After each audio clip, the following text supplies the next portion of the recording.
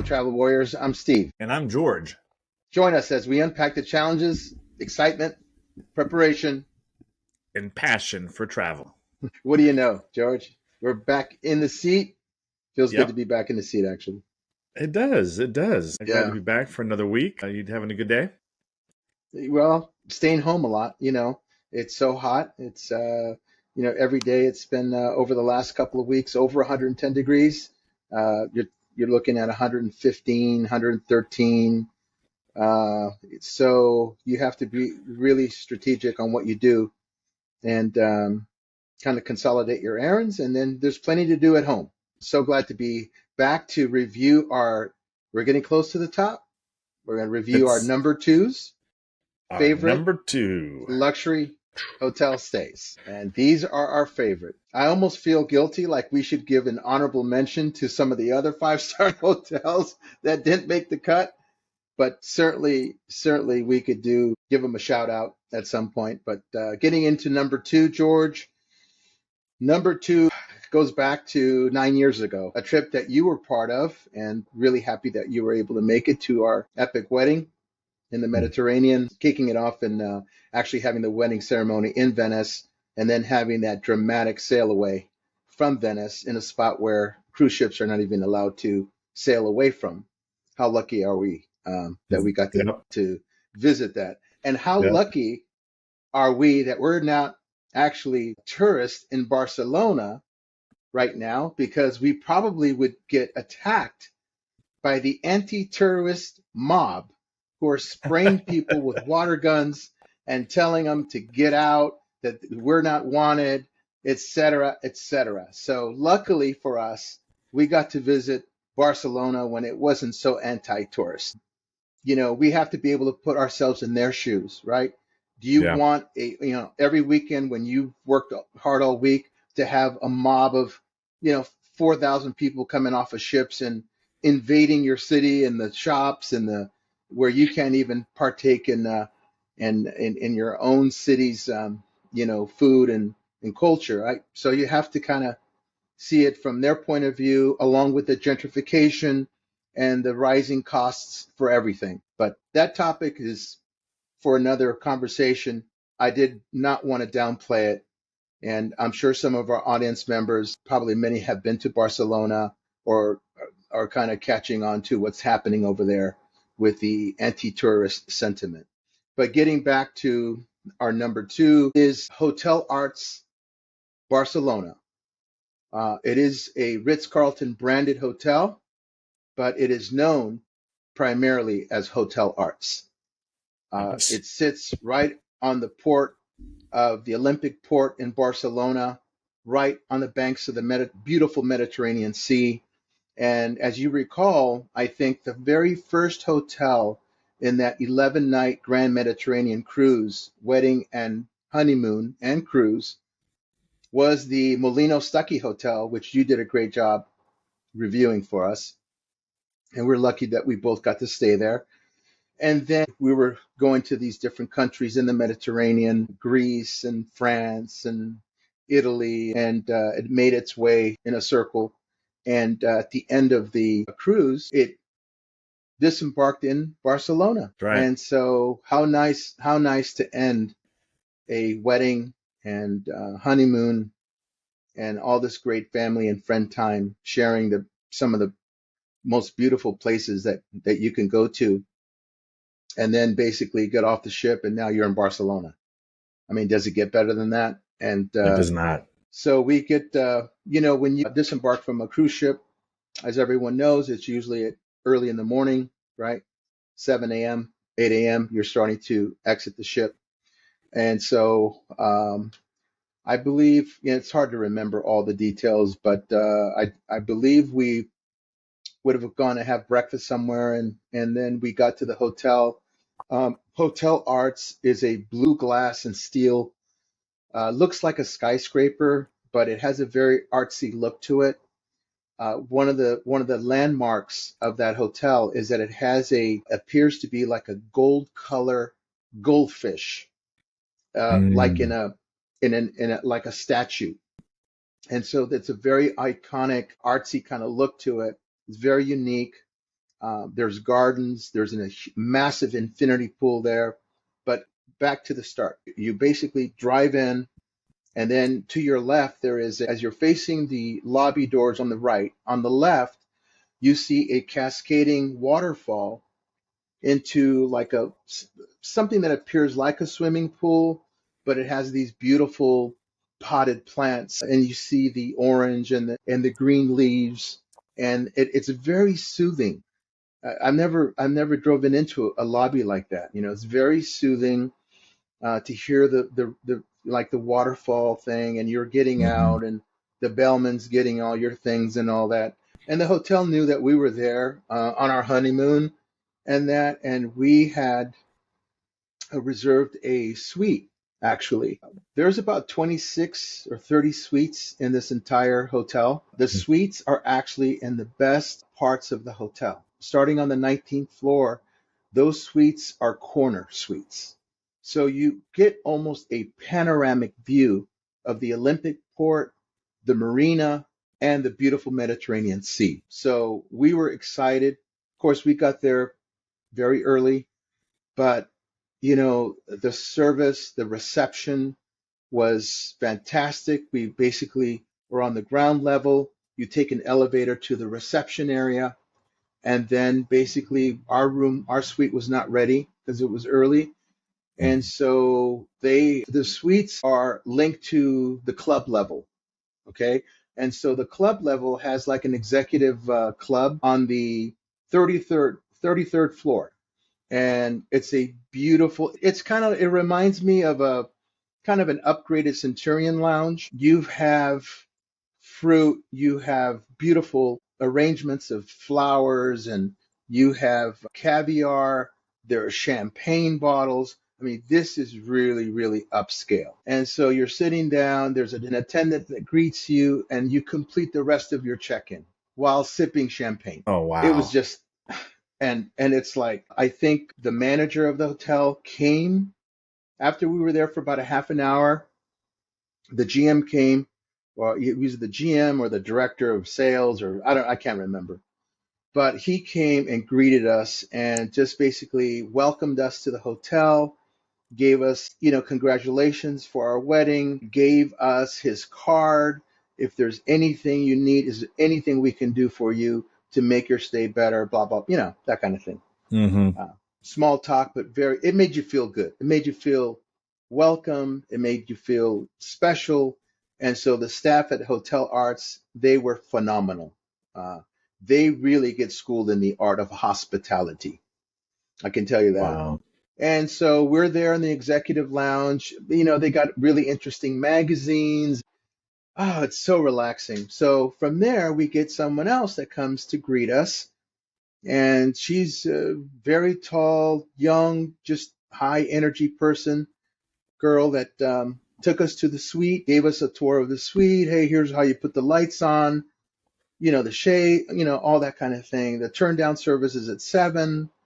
And I'm like, I mean, I just got off a cruise ship, 11 nights, and now I'm in this beautiful hotel.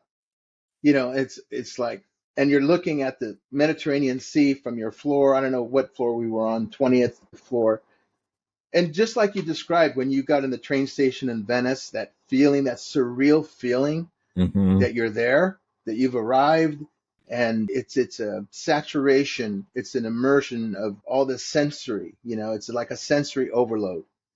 And that's what I felt. But as far as the suite, it was, I just remember one night, the door bell rang, and I was in the bedroom, and it just seemed forever to get to the front door to open it for the turn down attendant. I just remember this is a huge suite. I feel like it's taking a long time just to walk to the door. The hotel does have a Michelin star restaurant, a beautiful cocktail bar. It has these lush grounds that are green, and they have their breakfast is, I mean, just top notch, you know. And they have live music at night, and they also have some very, very like shop. They have these beautiful shops there that are kind of like the kind that you see at the Wynn, you know, that you, you didn't want to even, there's no price tags on anything.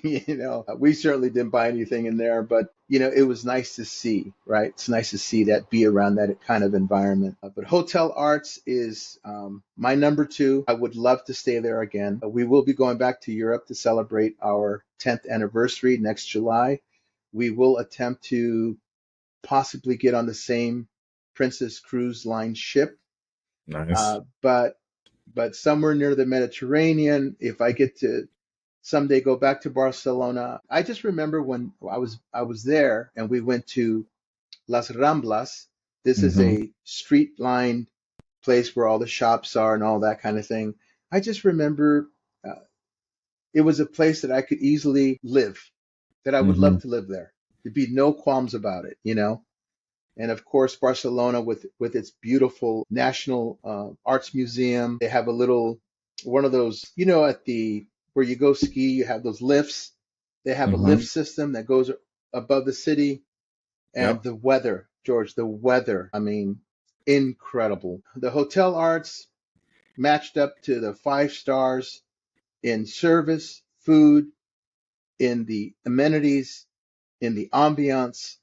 And when we got to the suite, we had a we had a bottle. I can't remember. It was a champagne or it was a bottle of wine with fruit, handwritten card.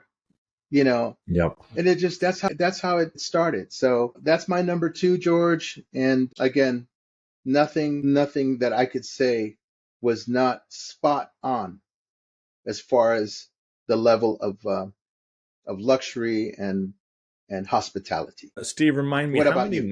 how many nights did you stay I there at the believe we hotel? stayed like three. I think we stayed there like 3 nights. I think it was 3 nights. And then I remember, I'll never forget this. We had an early flight out of Barcelona, and we had limo service, and it was the first time being taken in a van limo. It was all black.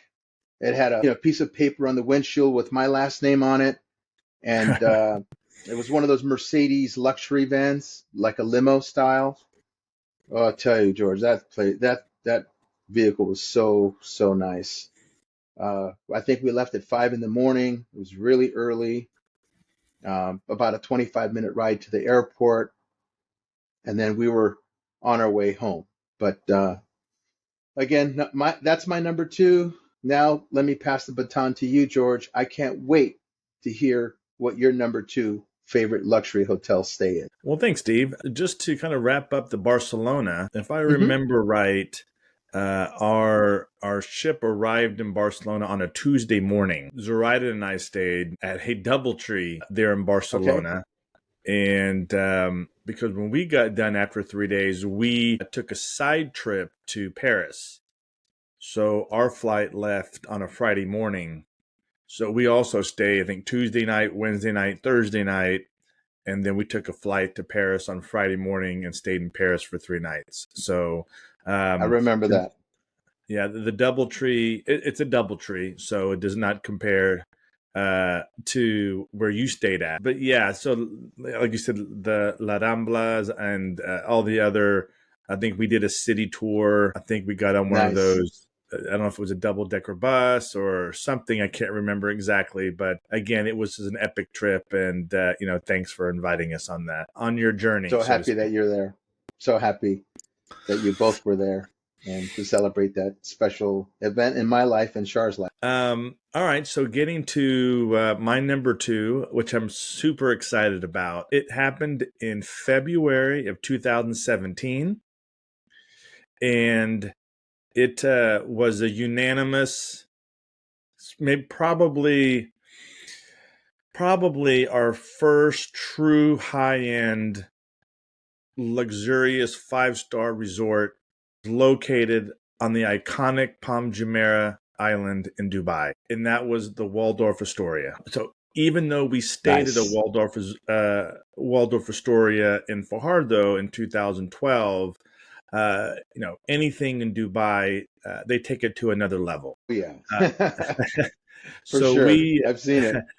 So our trip, so that whole trip to Dubai was also a trip to not only Dubai, but a trip to Egypt. So it was about a 2-week trip. We spent I think around 9 to 10 days in Dubai. We stayed, I think, 3 nights in Old Dubai at an IHG property. Then we stayed another 3 or 4 nights, sort of kind of close to the Palm Jumeirah. To give you a frame of reference of when that was, is when the Super Bowl was going on here, when the Patriots played Atlanta, when Tom Brady rallied the Patriots down from, I think, 28-3, and helped the Patriots come back in dramatic fashion in overtime. So that was the time we were in Dubai. And so after we stayed, I believe, another IHG property kind of close to the Dubai Mall, we ended our stay in Dubai, and it coordinated with Zoraita's birthday. We stayed at the Waldorf Astoria. And so that was sort of her birthday present. And it was unbelievable. It was so, so nice. You know, the hotel, you either have two views. You have stunning views of the Arabian Gulf. You have Okay. stunning views of the Dubai skyline. Okay, it was one of the two. So we had the view of the Dubai skyline where we were at, where it faces and where our room was. We actually, our view in the hotel, when I looked out on the balcony, was of the iconic 7-star hotel, the Burj Al Arab. So that our view, and I can't remember what floor we were on. I don't know, 6th or 7th floor of the hotel, but it was pretty cool to kind of go out in the balcony and see that hotel as we're staying at the Waldorf Astoria. Some other highlights of the hotel: it has about 319 rooms. Again, all of them have balconies to them. Again, all of them you have a view of the Arabian Sea or the Dubai skyline. Some of the features, again, I don't stay as many high-end hotels as you, but they include marble bathrooms, the plush bedding. They also incorporated some state-of-the-art technology, like with phones, and you can make calls around the world. It was pretty amazing. It does have some high-end restaurants. So this one, like the one that you are in Barcelona and at the Grand Del Mar, this one also has a Michelin star restaurant inside. It does have a total of 6 restaurants and bars included, etc., in the hotel. So you have plenty of options to eat. An award-winning spa. Now, we didn't participate in the spa, but of course they have that there too. And of course they have the water sports. We did do a little bit of touring around the Palm Jumeirah. They do sort of have tours. We did some boat rides on the outside of it. One thing I do remember distinctly, because there's always building, especially when we were there in 2007, you couldn't take a picture anywhere in Dubai without a crane in the background. I remember that so distinctly. It's like, oh, that's pretty cool. Take a picture, up, crane in the background. Take a picture, up, crane in the Yeah. background. And so, we laid out on the beach. Again, the for those that don't know, the Palm Jumeirah is man-made. So we had really good. We're right by the water. By the Arabian Sea when we were at the beach. And then in the distance is the Atlantis Hotel Resort.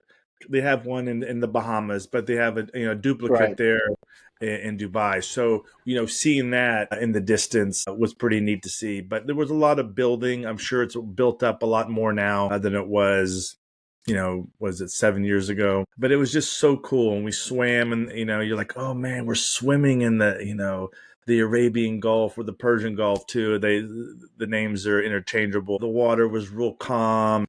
It was just, again, a pinching myself moment, is that, we were in Dubai, and again, a place that I never thought I would go. And just, we decided we made it happen. And like anything, and we've talked about it a lot, is you just can't sit around and say, hey, one day I'm going to do this. One day I'm going to do that. You just have to make it happen. And we got great airfare through United and Lufthansa, where we flew out of Houston to Dubai, and from out of Cairo back to Houston. And we had to take a separate flight from Dubai to Cairo, which was pretty inexpensive. So, when you're always looking and you want to make it happen, it'll sort of, the universe will align itself, as we've talked about, and make it happen for you. But you have to want it. And we stayed at that hotel, and it's memorable. Zoraida and I've talked about that often. Some other highlights of the hotel, like any resort we've stayed at, there's weddings. They hold weddings there, obviously. I'm sure. They have stuff for the kids, and they have in Dubai so much stuff to do. All the attractions by it, right? The Atlantis. They have a adventure water park over there that takes about a 2-minute ride over there, or probably a 15-20 minute walk. They have the mall, the Emirates there. They have the Dubai Marina. They have the Dubai downtown Dubai. A lot of shopping, as we've known, and a lot of stuff to do. But when we got there, again, it was the last 3 days. We'd been there almost 10 days. We just wanted to relax for the most part because we had kind of done so much stuff. But in Dubai itself, there's so much to do and so much to see. You really need several weeks or longer to get to kind of do everything there. And 10 days wasn't nearly enough. But the hotel was fantastic. Again, it's number 2 on the list. And I know you looked it up back then and you were pretty impressed. And it takes a lot to impress you when it comes to hotels. So I think you gave it a double thumbs up. Well, George, Charlene got to go to a very special trip with her parents and her sisters. I think it was 2 or 3 years ago, and they did because her father always wanted to go see Dubai, and they got a chance to do an 18-night cruise in the Middle East, and I think countries like Oman and Jordan. They got to see the Petra, etc. But they came away so stunned by Dubai that, let me just tell you, they have all traveled extensively around the world, particularly my father-in-law. He's been, I think, to almost every continent. He's done several world cruises, etc. I asked him, to give me his top 3, and Dubai's in that top 3. And he's been traveling around the world probably for over 20 years, consistently. But Shar says the same thing, that she would love to go back to Dubai. Coincidentally, there's a guy on YouTube that I follow, and his channel is called Luxury Souk, and he does watches. He has a watch, fine watches, and he has the most ridiculous inventory of the top watches in the world. Some are one of one. Some are you can't get them anywhere else on the planet. Special editions, limited editions, and just to see them, even on a YouTube channel, it just blows you away. So Dubai is definitely a place that I would like to visit someday. And it seems like they're always adding something spectacular, right? And now they're incorporating some massive sporting events, right? They're golf, and they're trying to get the UFC and all this kind of thing. So what an incredible trip that you got to do. And can I ask you something about I'm interested to hear about the service, interactions that you had with staff, the check-in. Did you get to see the gym? And what about breakfast? The American style breakfast?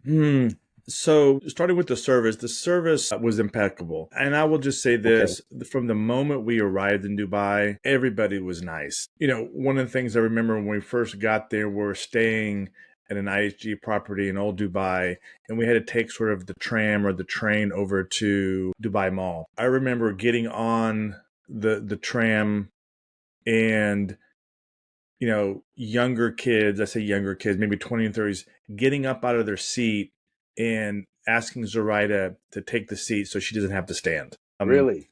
Yes. You never told me that. Other than we were in line to get tickets, and I can't remember if it was for the tram. I think it was for that tram or train. We started talking to people in line and told them that we were, and these were local people, that we were first time in Dubai, they offered to pay for our train. Welcome us to the country. Hey, we got it. We got you. And I was like, what? We were so stunned by that. And we were like, no, no, it's Yes, okay. You don't have to. I mean, where do you go to a yes. country? And they're like, oh, no, we got you. We'll pay for it. And so the hospitality of Wow. everybody I uh, love that. was fantastic. So, at the hotel, it was at another level. The breakfast, from my memory on the breakfast, was sort of mixed. It was mostly stuff from the Middle East, but they would have a little bit of some cereals and stuff, that Yogurt, maybe. yogurt and stuff Yeah. like that. But what I really remember at the breakfast was seeing an Emirati lady who was covered up, right? We saw All her there, black or all black, covered up, where you can only Mhm. see their eyes. And I was wanting to see how she hit me. I'm like, oh my gosh, how is she going to eat? She's all covered up. And so Interesting. we were eating inside, and she and her family, and I didn't catch exactly, but there was an outside area, and I didn't want to be disrespectful and kind of go outside and kind of spy on them to see how she ate. So I never got to Sure. see, but it didn't dawn on me until I saw her at breakfast. I'm like, wait a second, how do they eat? I guess they'll pull part of it down so they can put food in their mouth, but I just didn't see it. And when you asked about breakfast, that popped in my head. That's what I think when I was eating breakfast at the Waldorf Astoria, was seeing the Emirati woman there and wondering how she ate breakfast.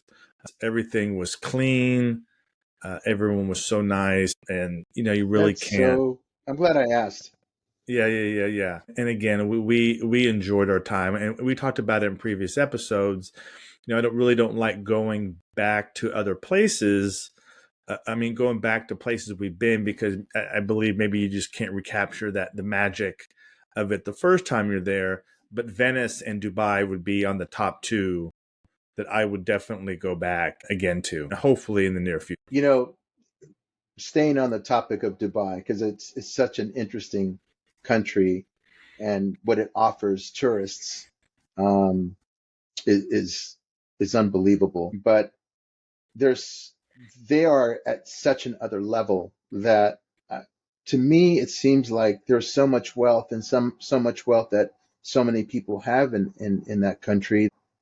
The money by itself is inconsequential. They can Mm-hmm. just have whatever their hearts desire. The money aspect is not even it's not even a thing when you have that much wealth. And I remember on YouTube I was watching a car show in Dubai, and the reporter asked the one of the organizers of the car show if this was this for Dubai's rich. And then he says, well, you have to be careful. You got to quantify that. Here in Dubai, we consider someone rich if they have at least $100 million. And I thought, $100 million? I mean, in the States, I mean, I think that if your net worth is 3 million and up, you're wealthy. Yeah. As far as how I see it, I mean, net worth. Um, Over there, to be rich, you're talking $100 million. So it just kind of shows you the scope of how much wealth there is in that country, and just amazing. I mean, I would like to go just to see, just kind of window shop and just kind of drool at some of these things that they have for sale there, that for them are probably not a big deal. But for me, that I've never been in front of, I've never seen a whole collection of, let's say, Richard Mille watches that, these are 300 to millions of dollars. I mean, that would be that would be something. So, any other reflections on your number two favorite luxury hotel stay? No, I hope the next time I get to go there and maybe not stay at that hotel, but maybe go by there, I would hope there wouldn't be as many cranes. That was. Well, that I mean, reminds me of when you said something about cranes. I was thinking about Miami 10 years ago, and when I was going down there, and we both were for projects and for myself, I was mhm. doing a lot of recruiting, and I just remember, the Brickell area and the Port of Miami and all this. Everywhere you looked, if you were in a hotel on one of the higher floors, if you looked at it outside your room, you would see skyscrapers everywhere. And I remember one Mhm. time, I think I counted seven skyscrapers from my vantage point from my room in Miami. And Wow. I think that was probably, 8 to 10 years ago. And it's been a while since I've been back, but it kind of reminded me of that. Well, anything else, George, that you want to share with? No, I got to tell you, I'm older than you are. I'm 10 years older, so I've had the opportunity and more time to go to, and fortunate enough to go to have some more five-star stays than you have. But by virtue of just, I'm older and I've been able to travel a longer time, right?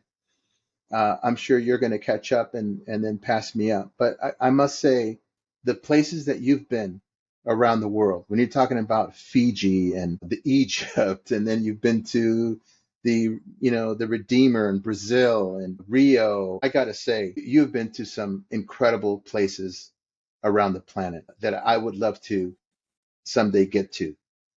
So I think we both have that. Yeah, maybe I've been to more luxury state, but you have been to more of top spots, global destinations in the world, destinations that are probably have historically are so famous, and you've been very fortunate to do that, and hopefully, if we stay healthy, we're going to be able to continue this journey, right? that's right. This passion for the travel and discovering. Because hey, the world's a big place.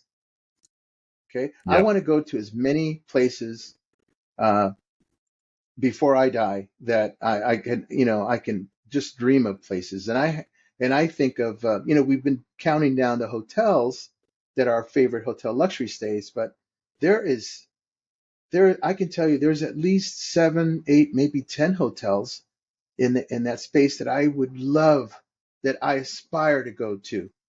One of them is in Hong Kong, the Peninsula Hotel in Hong Kong. Hmm. That's been on my radar for a long time. There's Fairmont Hotel in Montreux, Switzerland. So we always have to have some aspirational hotels, cruises, trips to keep us going, keep us That's right. motivated, right? That's right. That's right. So That's right.